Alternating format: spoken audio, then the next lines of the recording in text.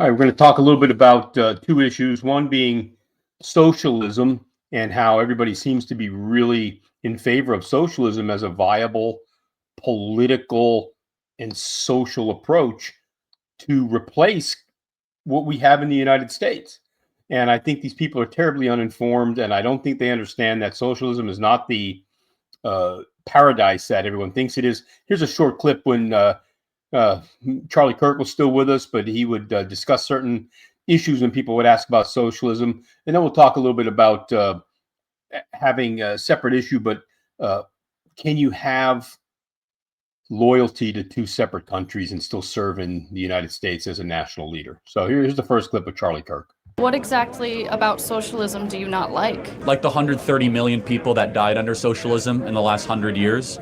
The fact that every country that engages in a socialist direction becomes less free, less prosperous. Do you think that maybe there's like a middle ground where you can have a little bit of both? Everything comes at a price.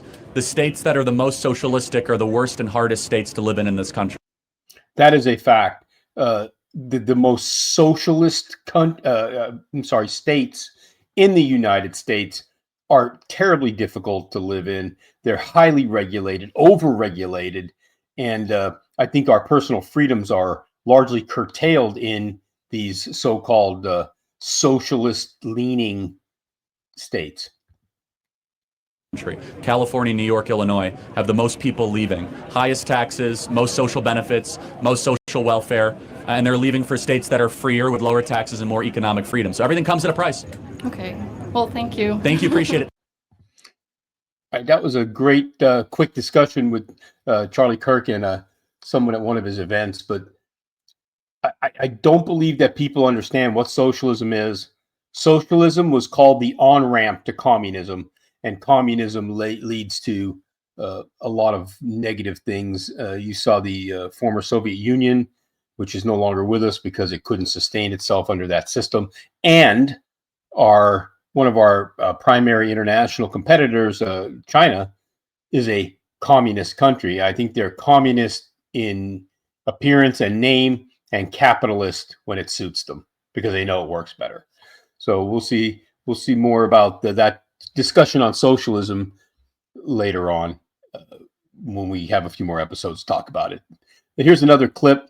This is Tucker Carlson talking about having split loyalty and serving in the leadership of the national leadership of the United States of America. So let's listen to what Tucker has to say.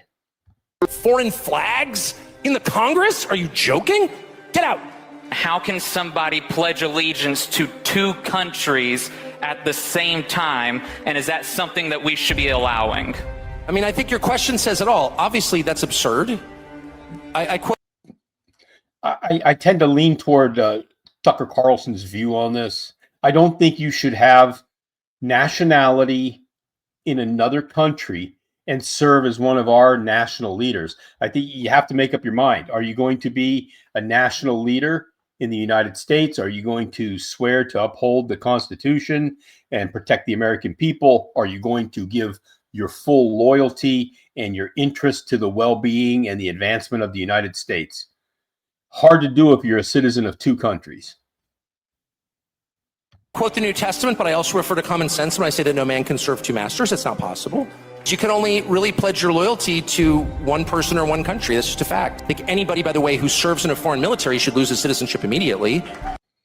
Agreed with Tucker on that one. You can't serve multiple militaries and take the oath of both militaries. It can't happen. You can't give 50-50. That's just not the way things work. If you're going to be in the United States military, you should be fully dedicated to protecting the United States, the Constitution, the American people. Can't do that when your loyalty's split. There are a lot of Americans who've served in the IDF. They should lose their citizenship. You can't fight for another country and remain an American, period. So, yep, I agree with Tucker on that.